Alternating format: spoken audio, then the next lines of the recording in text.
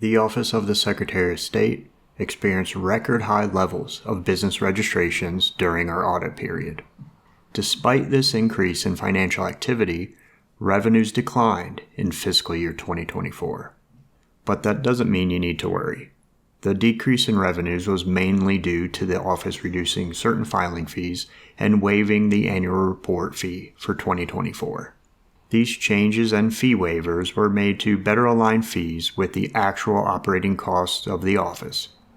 The office also made several accounting adjustments to correct misstatements related to intangible assets. However, the note disclosures describing these corrections contain errors and omissions.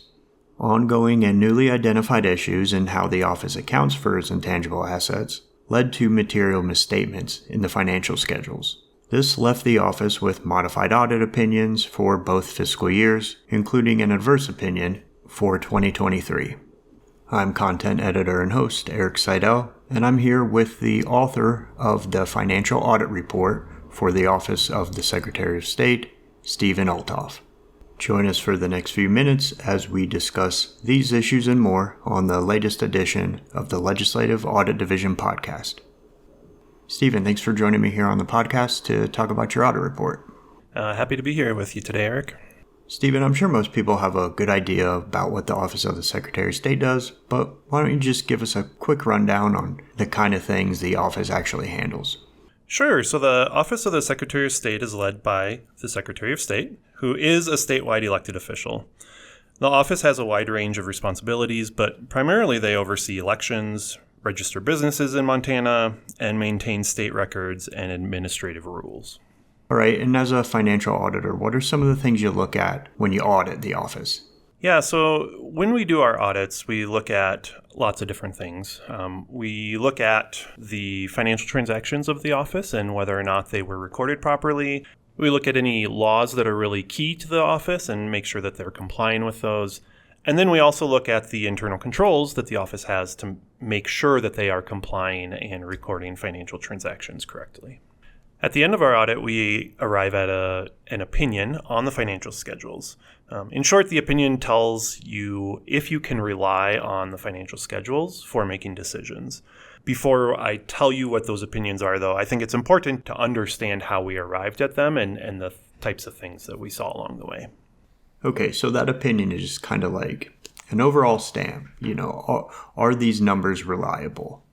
I think it's also worth noting, too, that this is a regular audit that you as a financial auditor do every year. Someone from our financial team goes to the office, many different agencies, and looks at the financial activity, conducts an audit, and you get those audit opinions. With that in mind, probably a natural place to start is with your prior year audit recommendations and how those are doing. How about you tell us about that? So we did have some recommendations in the last audit that we followed up on this audit to make sure that they were implemented. The last audit report had 4 recommendations, and 2 of them we have repeat recommendations because we saw that they weren't quite implemented during this audit. Okay, well, let's dive into some of the details of them. Yeah, so the office implemented a new software during the audit period. Each agency, when they implement a new software, is required to estimate a useful life for that software.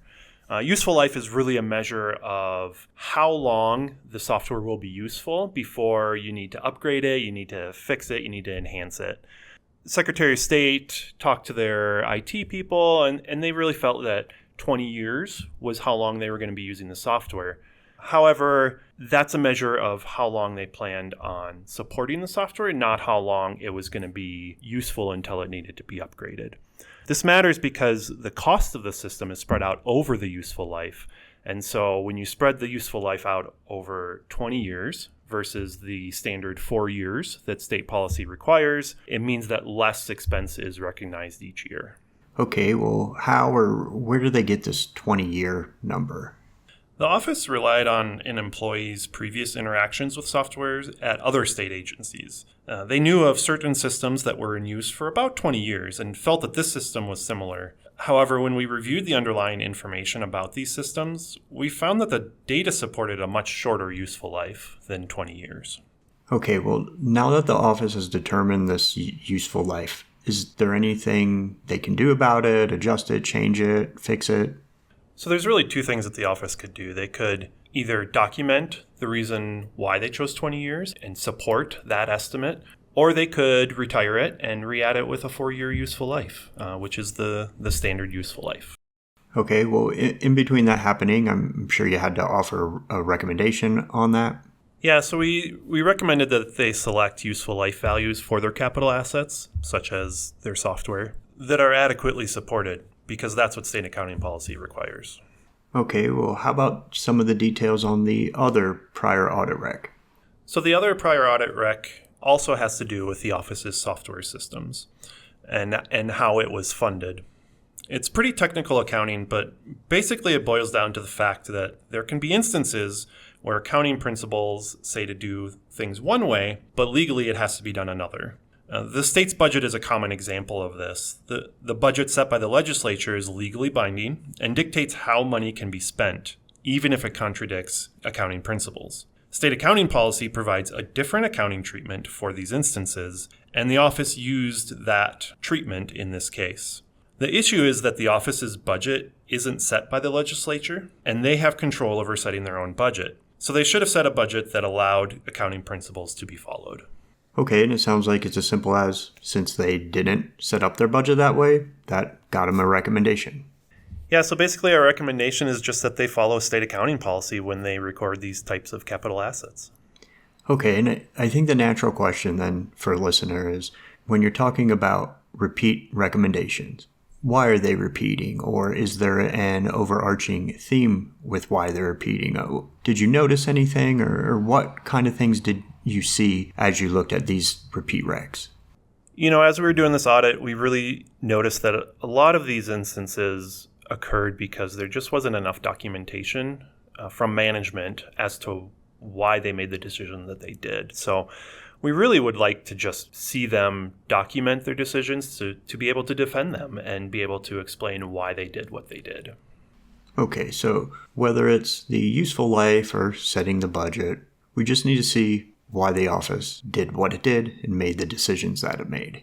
But does the mishandling of these issues, these software issues, can that lead to other things? They did cause some other issues. Because the office cannot adjust the financial schedules to correct the errors, they need to be explained in the note disclosures. These disclosures are important because they allow a reader to understand the true financial activity of the office. The office initially omitted the disclosures from the notes, and by the final draft still hadn't fully explained the errors. Okay, so it's again, like we talked about earlier, it's an issue with reliability. So where does that leave you with a recommendation on that one? As a result, we recommend that the office enhance their internal controls over the preparation and review of the financial schedule notes.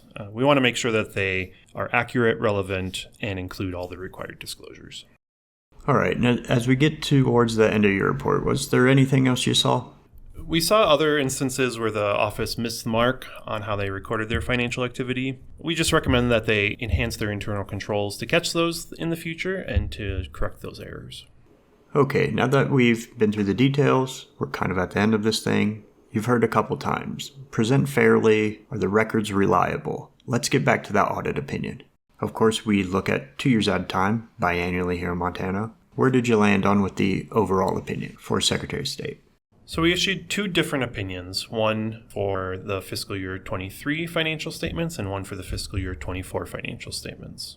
The 23 statements, we gave an adverse opinion, which means that there were enough misstatements on the schedules that were large enough in size that it doesn't portray the financial activity of the office accurately enough to be useful for making decisions. On the 24, we issued a qualified opinion, which is lesser than an adverse. It means that there were a few misstatements, but as long as you understand that, it can still be used to make decisions. Stephen, thank you so much for coming on the podcast. I think there's a lot of people, myself included, sometimes these financial things, it's a complex subject. It can get a little weedy. And by joining me and talking through it, I really think it helped folks understand all the good work the financial audit team's doing. Often you guys are the unsung heroes here in the office, so always happy to shine some light on your work. Do you have anything else, Stephen? I had a lot of fun talking to you today, Eric, and if any of this interests you and you want more details, it's all in the report. Yes, correct. If you would like to read Stephen's report in entirety or any of our audit reports, just go to our website, which is legmt.gov/lad, and all of our latest reports can be found there.